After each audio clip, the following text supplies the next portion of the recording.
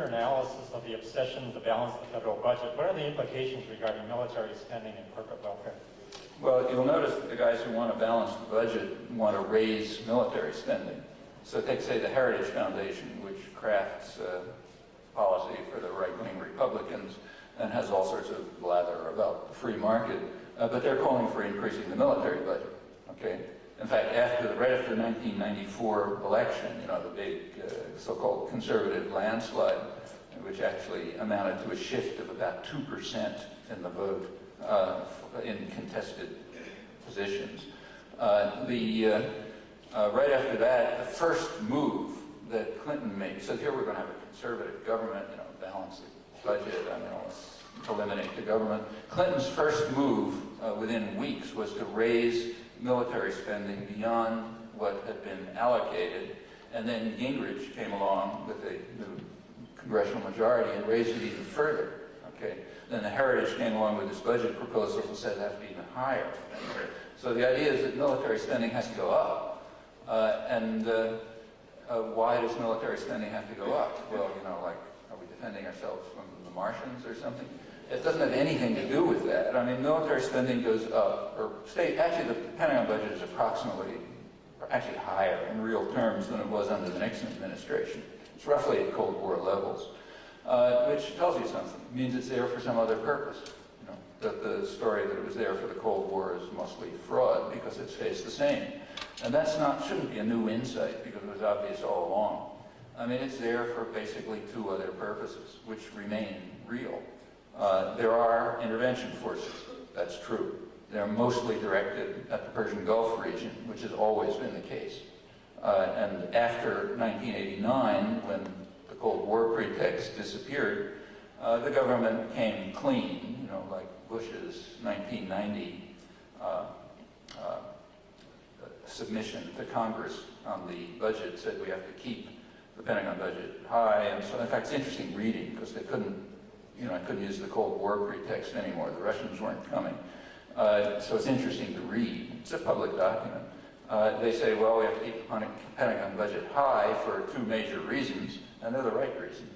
One, because we need these massive intervention forces aimed at the Middle East, where, I'm now quoting, where the threat to our interests could not be laid at the Kremlin's door. Okay, in other words, all the lies of the past years we throw away because there's no Kremlin anymore.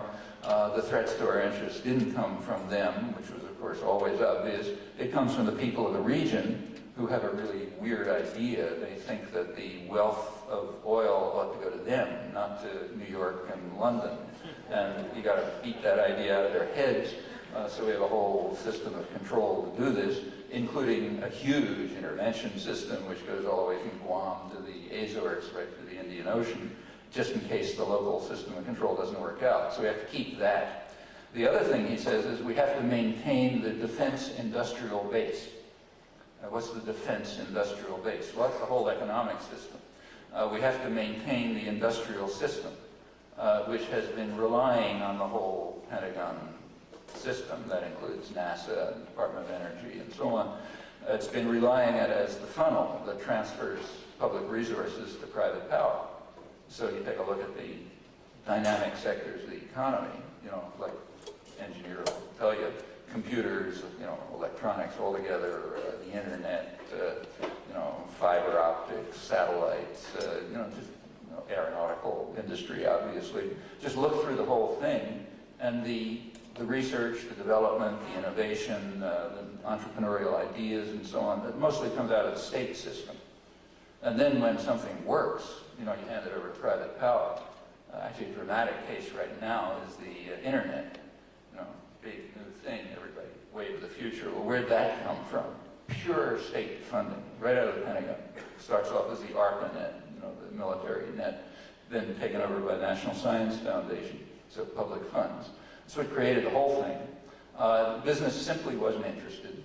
As late as 1994, that's how long ago, Bill Gates, the great entrepreneur, was unwilling even to come to a conference on the internet because he didn't see any commercial possibilities in it.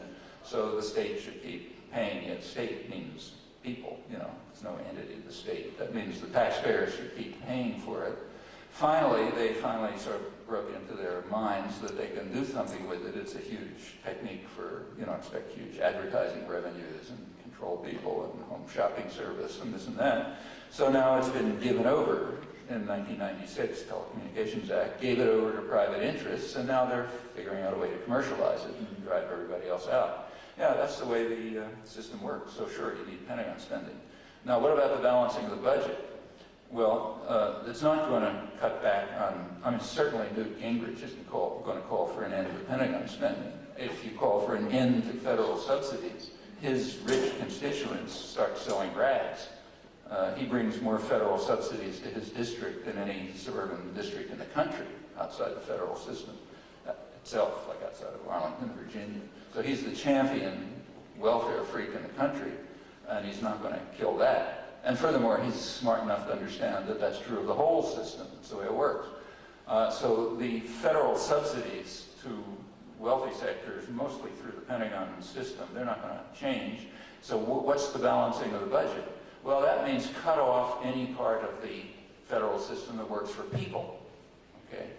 So like food for hungry children, that you have to cut. You have to cut the cycle of dependency. That's the big talk. Like Gingrich gives stern lectures to 7-year-old kids on how they have to learn responsibility and break out of the cycle of dependency.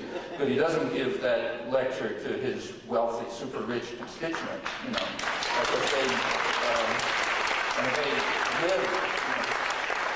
they live on the cycle of dependence. They can talk about their conservative values and all that, but only as long as they're feeding at the public trough. If they get into the market, they're dead.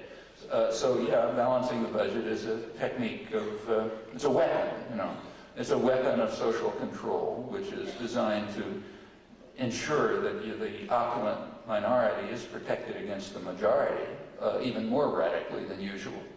Because public funds will go more and more only to them, instead of overwhelmingly to them, almost all to them, and everybody else, can live on the labor market somehow if they can survive. That's what balancing the budget is about. Actually, as a program, balancing the budget makes no sense at all.